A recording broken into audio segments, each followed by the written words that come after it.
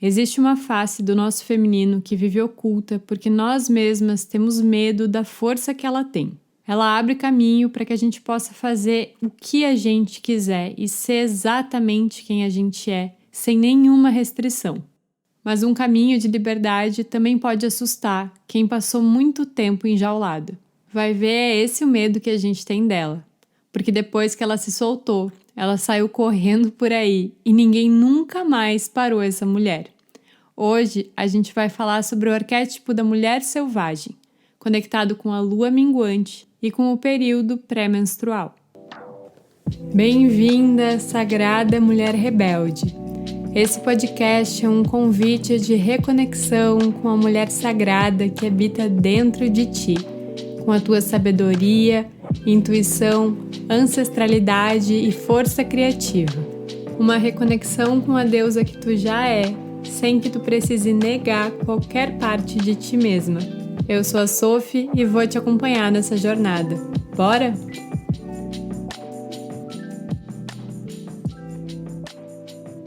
O arquétipo da mulher selvagem não é tão comum assim nos estudos do sagrado feminino.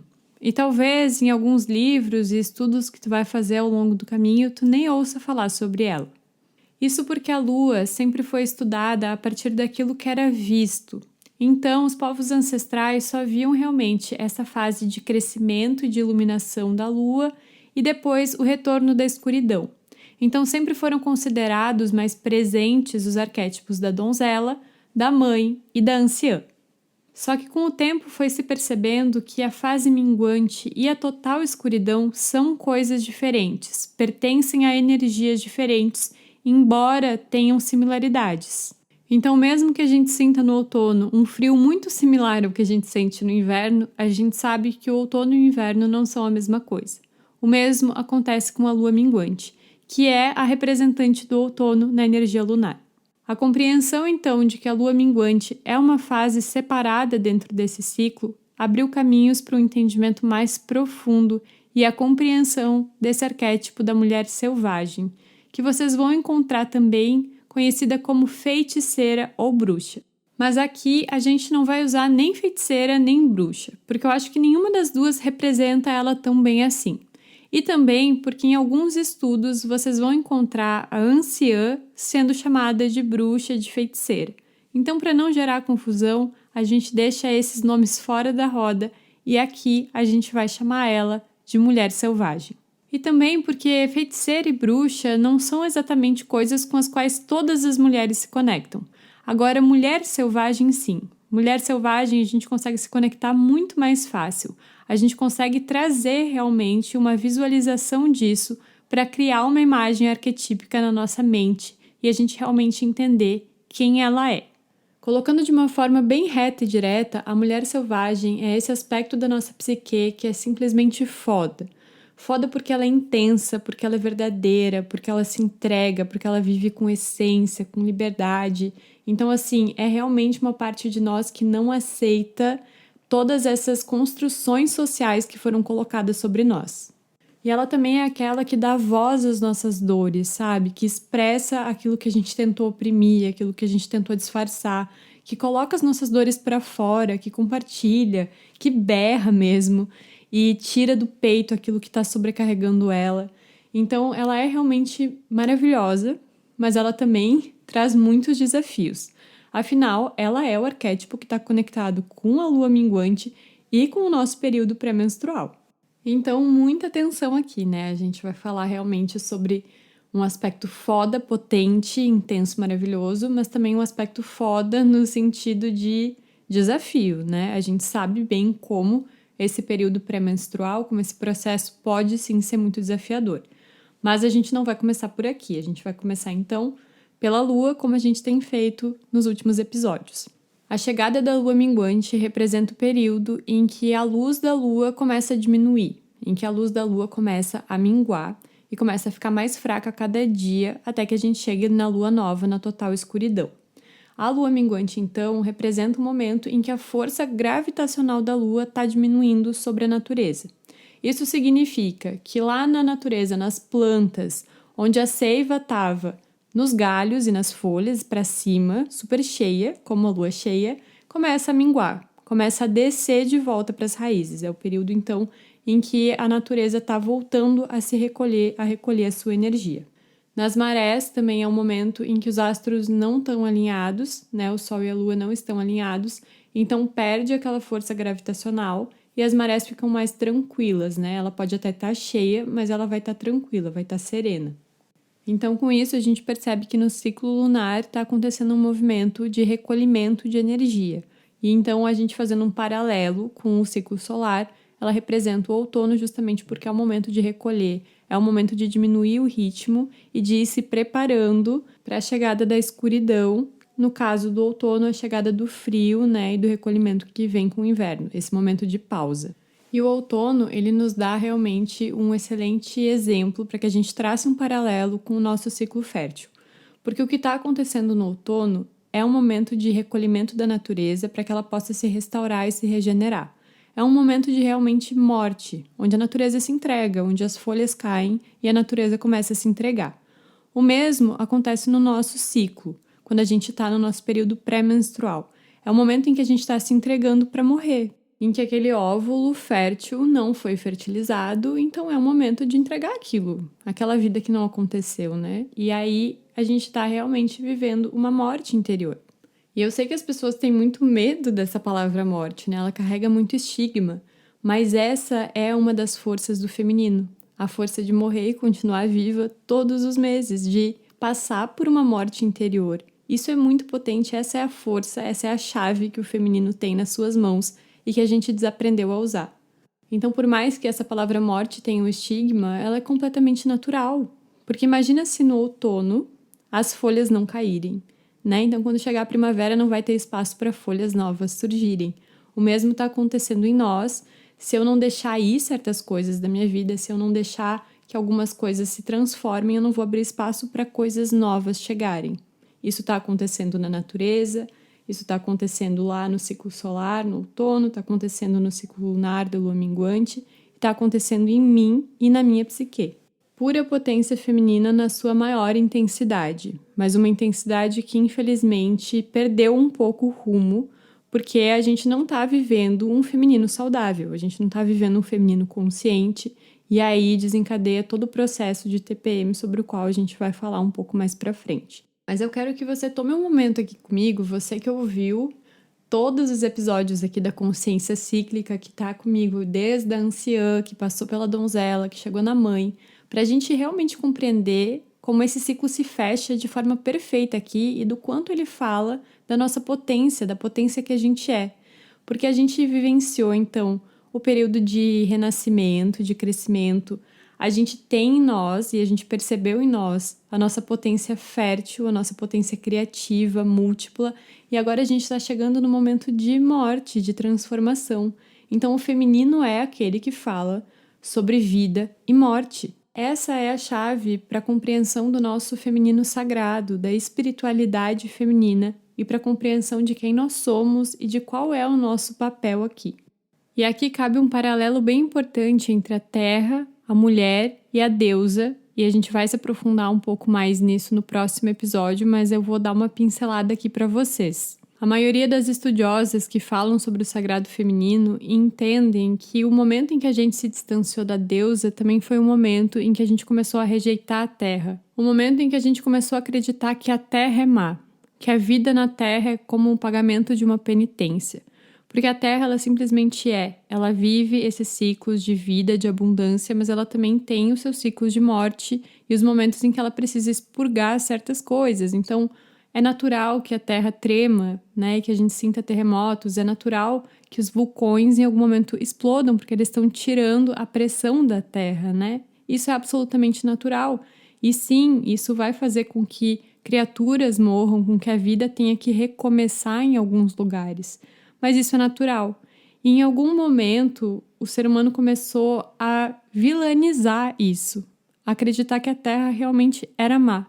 Com isso, a deusa também se torna má, né? É nesse momento em paralelo que a deusa começa a se tornar má e que o feminino, que também carrega esse ciclo de morte, que também sangra, que também vivencia no seu ciclo pessoal a morte, também começou a ser visto então como ruim, como mal.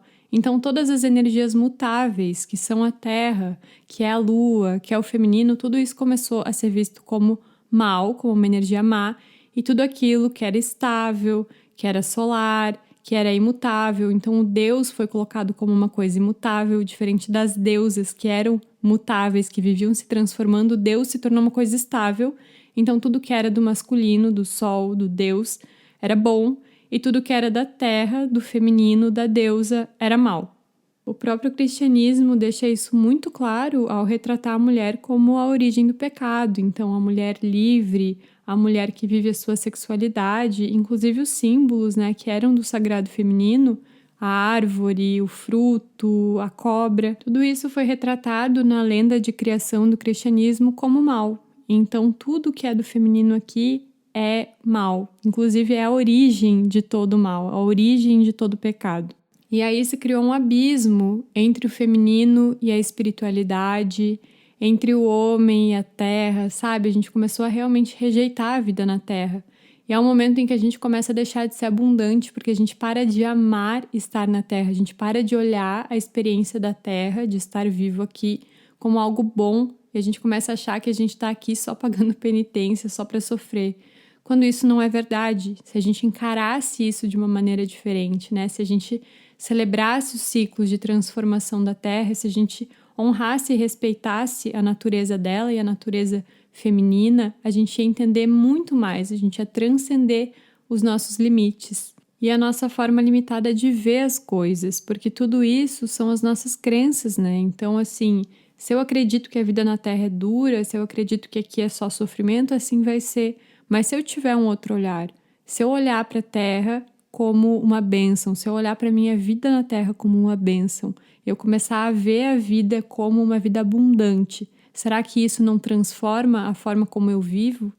E eu recebi de presente de uma amiga minha uma visão muito maravilhosa sobre tudo isso, e até hoje eu carrego isso comigo, assim, onde ela me disse: Sophie, se a gente tivesse que sofrer, né, se todo o objetivo da gente vir para o mundo fosse o sofrimento, a gente ia encarnar num jardim, num lugar onde tudo que a gente planta floresce, onde tudo nasce, onde as formas mais variadas de vida prosperam, né? Então os pássaros, as baleias, as coisas mais diversas prosperam aqui na Terra.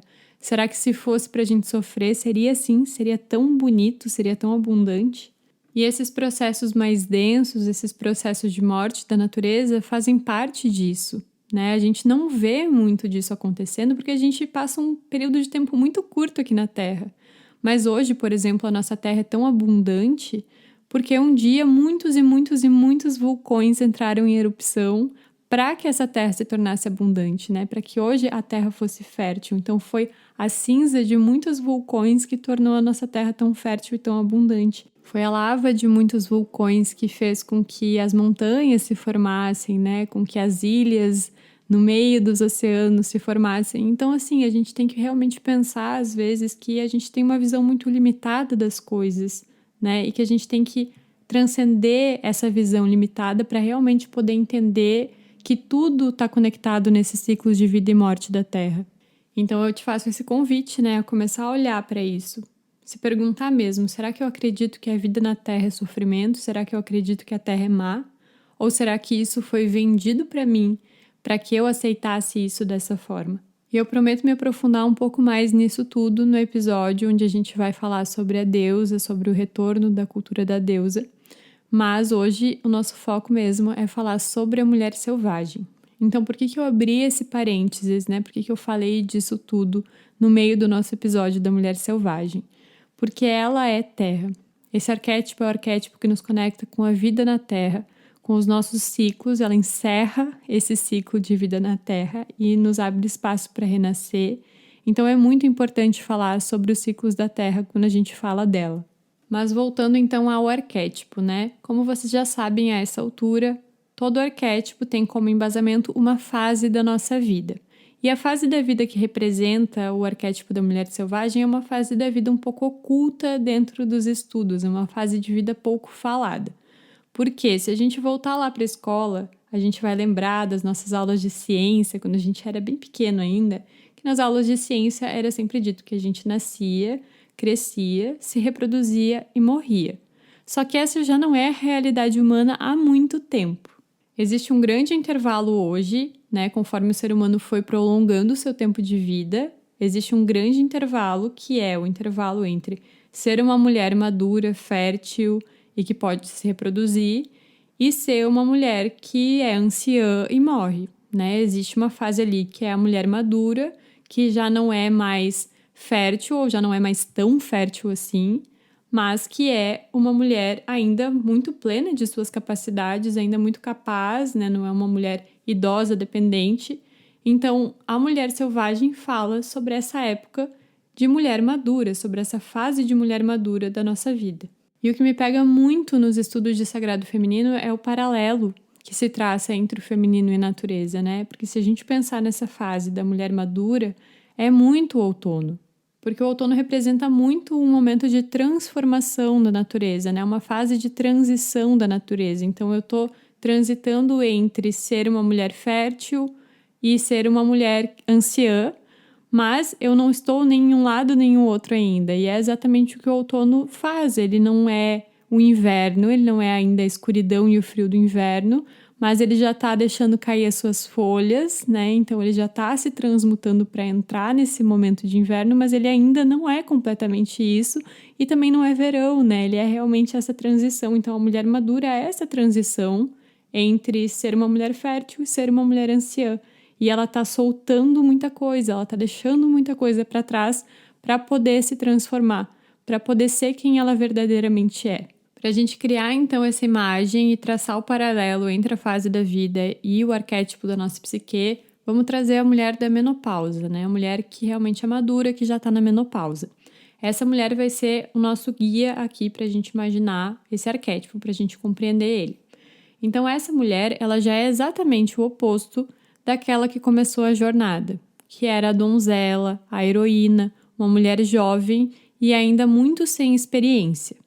Já a mulher madura é uma mulher mais consciente e experiente. Se a gente for pegar realmente as fases da lua, a gente vai perceber que as fases são opostas e complementares. Então, assim como a lua nova e a lua cheia se complementam, a lua minguante e a lua crescente também.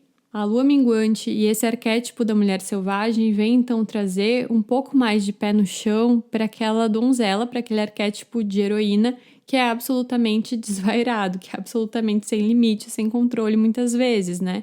Que se ilude, que imagina que a vida vai ser sempre um arco-íris com um pote de ouro no fim. A mulher selvagem não, é aquela que já experienciou, é aquela que já viveu, que sabe que nem tudo na vida é tão bonitinho, tão fácil, que precisa sim ter consciência, que precisa ter postura. Então ela vai complementar esse lado mais inconsequente da nossa psique. Porque a mulher madura, diferente da mulher jovem e inconsequente, ela já viveu muitas das suas experiências de vida, a maioria das experiências que ela tinha para viver. Não que ela não possa viver mais nada, a gente já vai falar sobre isso. Mas ela já passou por muitas experiências, ela já tem muito conhecimento de como a vida é. Então ela não fica mais presa em ilusões. Ela já quebrou muitas das ilusões que ela tinha quando ela era uma mulher donzela, quando ela era uma mulher jovem. Então, se lá com 20 anos ela acreditou que ela ia casar, ia ter filhos, ia ter uma vida de princesa, um conto de fadas, ia ser feliz para sempre, na fase madura ela já viveu, né, as experiências das relações dela, então ela já pode ter passado por um divórcio ou uma grande desilusão amorosa e ela realmente conhece a verdade e não a ilusão, ela conhece o fato, a vida. É um momento em que a gente bota o pé no chão e realmente faz um balanço da nossa vida, né? O que eu realmente consegui realizar, o que foi ilusão, o que eu descartei, o que eu não quero levar mais comigo adiante. Então não é que eu não possa criar mais nada ou fazer mais nada, mas eu não vou mais criar nada com base na minha ilusão. Vou criar com base na minha experiência, no meu autoconhecimento, no conhecimento da vida e de mim mesma. Por isso, a mulher selvagem fala de um aspecto muito autoconfiante da nossa psique. Ela vai falar sobre a nossa autoconfiança, sobre conhecer quem a gente verdadeiramente é. Porque quando a gente está lá na donzela, quando a gente é muito jovem, a gente não se conhece de verdade. A gente conhece as projeções que os outros fazem sobre nós, as expectativas dos outros sobre nós, e as nossas próprias expectativas sobre o futuro, mas a gente não conhece a realidade do nosso ser. E isso a gente só consegue adquirir com experiência de vida. Isso a gente só consegue adquirir vivendo, realmente vivendo. Então, passando pelas experiências, a gente começa a perceber quais são os nossos verdadeiros talentos. O que estava oculto, né? Porque lá, quando a gente é jovem, muita coisa ainda está oculta, a gente não conhece perfeitamente quem a gente é. Então, isso começa a aparecer mais. Eu, por exemplo, era absolutamente tímida, jamais imaginei que eu ia estar gravando aqui um podcast falando, né? E que eu ia falar tanto sobre as coisas, que eu ia ser uma pessoa tão expressiva, mas eu descobri que eu tenho talento para me expressar. Então, é algo que eu só consegui com a maturidade. Quando eu era jovem, eu achava que isso seria impossível, absolutamente impossível, eu aprender a me expressar e eu gostar de fazer isso. Mas a maturidade vai nos mostrando quem a gente é em essência, quem a gente é em verdade. Vai abrindo e delimitando os caminhos da nossa vida, vai fazendo com que a gente perceba que tem ilusões que a gente criou que não vão se realizar, tem coisas que a gente já não quer mais que se realizem, a gente vai descobrindo talentos ocultos, sonhos ocultos, vontades que a gente tinha que a gente não sabia nem colocar em palavras. Então a gente vai descobrindo quem a gente é em essência e vai tirando as camadas que não precisa, sabe? Aquelas coisas que a gente achava que a gente era ou que a gente achava que iria algum dia ser, a gente vai deixando tudo isso para trás conforme a gente vai amadurecendo. Nos termos da nossa psique, eu acredito que ela é aquela que nos ensina que nós não somos de manteiga, sabe? Que a gente não vai derreter, que a gente não é feita de açúcar, que a gente pode sim passar por experiências difíceis e crescer. E conforme a gente vai passando pelas experiências difíceis e a gente vai crescendo, conforme a gente vai tendo resistência, resiliência, conforme a gente vai caindo e se levantando de novo, de novo e de novo, a gente vai descobrindo que a gente é muito forte, que a gente é muito capaz, que a gente é muito independente, que a gente é muito realizadora e que a gente pode sim ter coragem de se transformar, que a gente tem capacidade e que a gente tem força para se transformar sempre que for necessário. De certa forma, a mulher selvagem é o lugar onde a boazinha dentro de nós vem para morrer. A boazinha faz parte do arquétipo da donzela e é aquele aspecto nosso que é muito querida, que é muito agradável, que só sabe dizer sim, que só quer agradar os outros, e a maioria de nós passa sim por isso em algum momento da vida, geralmente na adolescência ou início da vida adulta, talvez na infância, mas todas nós temos dentro de nós essa boazinha que quer agradar todo mundo o tempo todo para ser amada. E aqui, conforme a gente vai amadurecendo, dentro da nossa psique, a gente vai percebendo que não tem espaço para ser assim. Porque se a gente for assim, a gente nunca vai ser plenamente feliz. Porque a boazinha não nos deixa ser feliz. Nessa ânsia de ser amada, ela vai fazer de tudo para agradar. Então ela vai seguir a carreira que os pais dela querem que ela siga. Ela vai ser aquela menina agradável que o namorado dela quer que ela seja. E ela vai começar a sufocar dentro dela a verdadeira essência de quem ela é. E aí chega a mulher selvagem, conforme a gente vai amadurecendo e vai desbravando isso tudo. Ela começa a perceber os pontos de insatisfação na nossa vida e aquilo que realmente precisa mudar. E ela começa a dizer não. Sistematicamente na nossa vida, a mulher selvagem começa a dizer não. É como se ela fosse abrindo uma mata mesmo com uma foice na mão, dizendo não, isso eu não quero, isso eu não vou fazer, isso não me serve. Porque ela começa a encarar de frente a própria insatisfação e perceber que a insatisfação geralmente está neste lugar de querer agradar os outros o tempo todo. A insatisfação está sempre nesse lugar onde nós não somos nossa prioridade. Então a mulher selvagem começa a dizer: chega, eu vou me priorizar. Se os outros não me amam porque exigem que eu seja isso ou aquilo para que eu seja amada, então eu não preciso dos outros. Eu vou me amar, eu vou me priorizar, eu vou valorizar o que está aqui. E aí ela começa a colocar limites atrás de limites. Ela começa a dizer basta para todas as relações abusivas. Ela é aquela que encerra mesmo as relações tóxicas quando chega um limite que é absolutamente insuportável e aquele berro tá preso na garganta, sabe? E você fala: chega, eu não vou mais tolerar esse tipo de comportamento. dessas pessoas, essa dinâmica, essas relações. Eu não vou mais tolerar essas coisas que me acontecem, eu não vou mais ficar em espaços onde eu não sou bem-vinda, onde eu não sou valorizada, eu não vou mais viver aquilo que conflita com a minha verdade. A mulher selvagem começa a realmente transformar. Então, basicamente, nos aspectos de luz dela, dá pra gente dizer que ela é a voz da nossa autoconfiança, da nossa segurança. Ela é aquela que se conhece, que se ama, que se prioriza e que retira da sua vida tudo aquilo que não lhe favorece, que não lhe faz bem, que não lhe nutre, enfim. Então, ela tem uma força mesmo de mulher da terra, que arranca o mal pela raiz, que tira do seu caminho todos os insos, tudo aquilo que está atrapalhando e que vai se soltando, sabe? Eu vejo muito ela como uma mulher nua correndo no meio da floresta, segura de si, confiante, livre de qualquer amarra. Ela faz muito isso com nós, principalmente quando a gente precisa encerrar ciclos tóxicos ou relações tóxicas na nossa vida. Porque nós mulheres vivemos muito, infelizmente, vivemos muito esse lugar de relacionamentos abusivos, de relações tóxicas, de tudo aquilo que tira o nosso poder, né, de alguma forma. Às vezes não é nem uma relação abusiva necessariamente, mas um comportamento abusivo que uma pessoa tem com você. E essa pessoa já cruzou o seu limite uma vez, essa pessoa já cruzou duas e você ama aquela pessoa e você perdoa. E quando vê, essa pessoa já cruzou 1000 vezes o seu limite, sabe? Mesmo sendo alguém que te ama muito e que te trata bem em vários momentos, ela tem aquele lugar onde ela toca e dói. E ela faz aquilo de propósito.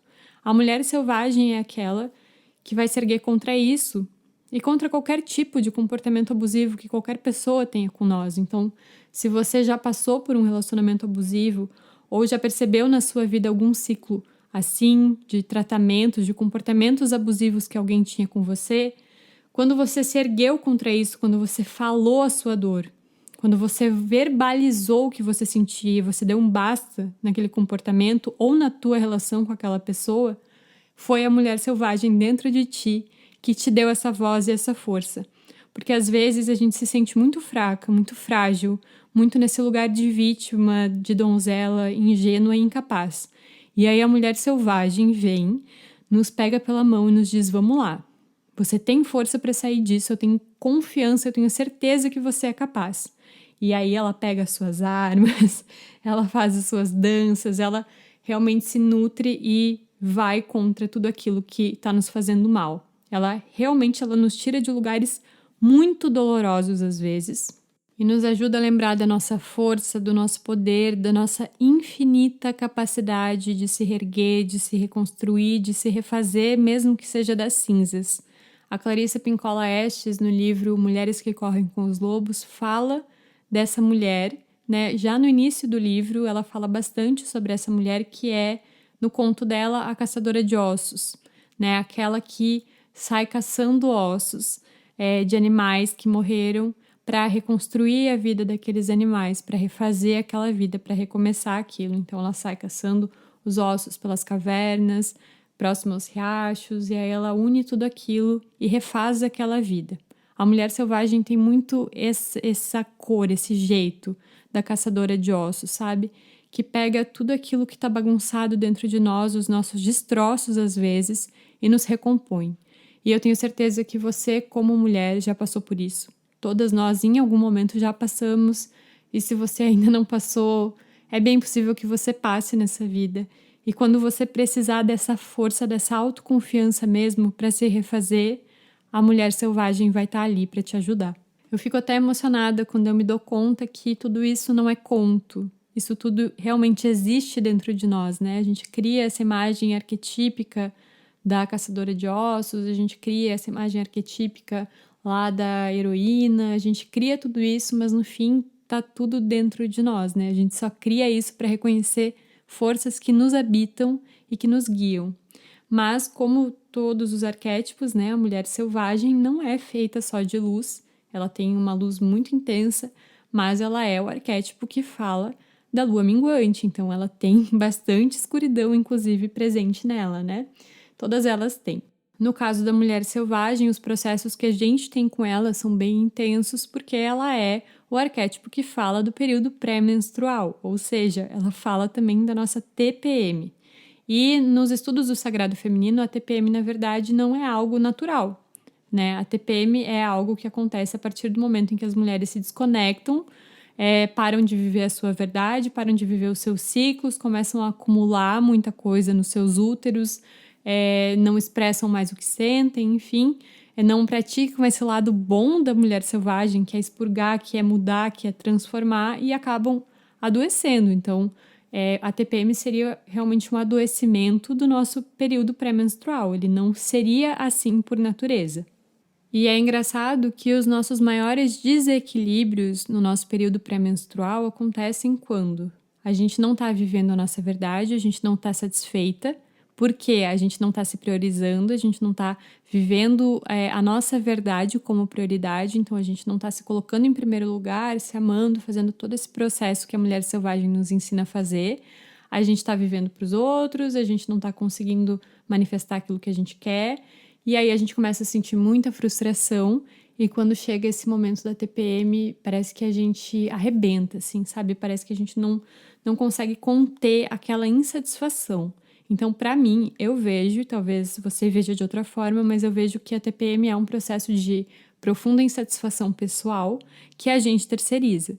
Aí a gente bota a culpa nos outros, a gente começa a dizer que a culpa é do nosso companheiro, dos filhos, do trabalho, mas na verdade é só uma insatisfação profunda com a nossa vida, né? E isso é algo que eu te convido a começar a olhar e observar se faz sentido para você ou não. Afinal, esse é o movimento que a gente está fazendo aqui.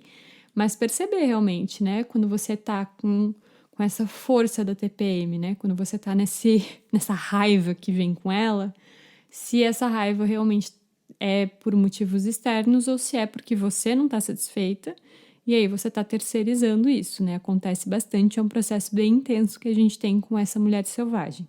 Mas além dessa sombra de ser uma mulher sobrecarregada, adoecida, insatisfeita e que reage, se torna reativa, né, com a vida, ela também tem umas outras sombras que são muito interessantes porque para mim, elas se relacionam de maneira perfeita com uma figura muito presente nos contos de fada, né? Porque o sagrado feminino é muito conectado com os contos de fada.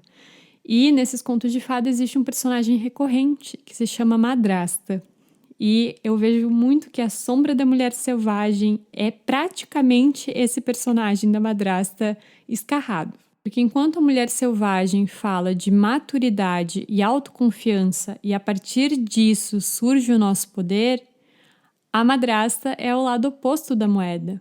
É aquele aspecto nosso que é inseguro, insatisfeito consigo, que se compara, que compete com outras mulheres, que precisa que o espelho diga para ela que ela é linda, maravilhosa e a partir disso tem poder sobre as outras mulheres e não junto com as outras mulheres. É aquela que quer se sobressair sobre as outras.